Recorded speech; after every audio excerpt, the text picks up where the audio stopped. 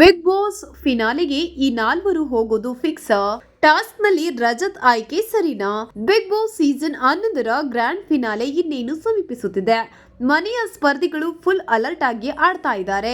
Captain ಪಟ್ಟ ಕೂಡ ಬದಲಾವಣೆ ಆಗಿದ್ದು, ಭವ್ಯ ಗೌಡ ಬಳಿಕ ರಜತ್ ಕ್ಯಾಪ್ಟನ್ ಆಗಿದ್ದಾರೆ. ಇದೀಗ ಪ್ರೋಮೋ ರಿಲೀಸ್ ಆಗಿದ್ದು, ಚೈತ್ರ ಹಾಗೂ ನಾಯಕ ರಜತ್ ಮಧ್ಯೆ ಸಖತ್ ಟಾಕ್ ವಾರ್ ನಡೆದಿದೆ.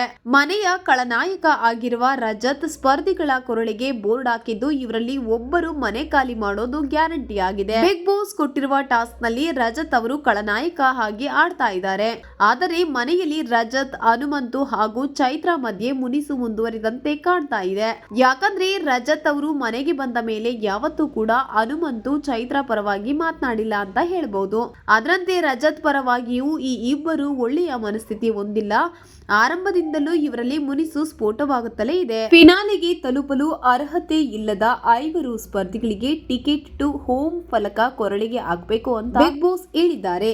ಇದಕ್ಕೆ ಹನುಮಂತು, ಚೈತ್ರ, ಗೌತಮಿ, ಭವ್ಯ ಗೌಡ ಹಾಗೂ ಮೋಕ್ಷಿತಾ ಅವರ ಕೊರಳಿಗೆ ರಜತ್ ಬೋರ್ಡ್ ಹಾಕಿದ್ದಾರೆ. ಅಂದ್ರೆ ಈ 5ರಲ್ಲಿ ಈ ವಾರ ಒಬ್ಬರು ಹೊರಬರುವುದು ಪಕ್ಕಾ ಆಗಿದೆ. ಇದ್ರ ಜೊತೆಗೆ 5 ಸ್ಪರ್ಧಿಗಳು ಫಿನಾಲೆಗೂ ಹೋಗೋದಿಲ್ಲ ಅನ್ನೋದು ಖಚಿತ ಅಂತ ಹೇಳಿದಂತೆ ಆಗಿದೆ. ಅಂದ್ರೆ ಈ 5 ಸ್ಪರ್ಧಿಗಳಿಗೆ ಫಿನಾಲೆಗೆ ಹೋಗುವ ಅರ್ಹತೆ ಇಲ್ಲವೆಂದು ಮೊದಲೇ ಸೂಚನೆ ಕೊಟ್ಟಂತೆ ಆಗಿದೆ. ಅಲ್ಲದೆ ಮಂಜು, ತ್ರಿವಿಕ್ರಮ್, ರಜತ್ ಹಾಗೂ ಧನ್ರಾಜ್ ಈ 4 ಸ್ಪರ್ಧಿಗಳು ಫೈನಲ್ಗೆ ಟಿಕೆಟ್ ಪಡೆಯುತ್ತಾರೆ ಅಂತ ಈ ಟಾಸ್ಕ್ ಮೂಲಕ ಗೊತ್ತಾಗ್ತಿದೆ. ಇನ್ನು ಈ ವೇಳೆ ರಜತ್ ಹಾಗೂ ಚೈತ್ರ ಮಧ್ಯೆ ಮಾತಿನ ಸಮರ ನಡೆದಿದ್ದು ಎಲ್ಲರ ಗಮನ ಸೆಳೆದಿದೆ. ರಜತ್ ಹಾಗೂ ಚೈತ್ರ ಇಬ್ರು ಪರಸ್ಪರ ಬೈದಾಡಿಕೊಳ್ಳುವಾಗ ಉಳಿದ ಸ್ಪರ್ಧಿಗಳು ಕುಳಿತು ನಕ್ಕು ಎಂಜಾಯ್ ಮಾಡಿದ್ದಾರೆ. ಇವರ ಇಬ್ಬರ ಮಧ್ಯೆ ಯಾರು ಬಂದಿಲ್ಲ ಒಂದಂತೂ ನಿಜ. ಟಾಸ್ಕ್ ನಲ್ಲಿ ಮನೆಯ ಖಳನಾಯಕ ರಜತ್ ಅವರು ಫಲಕ ಹಾಕಿದವರಲ್ಲಿ ಒಂದು ವಿಕೆಟ್ ಉರುಳುವುದು ಪಕ್ಕಾ ಆಗಿದೆ.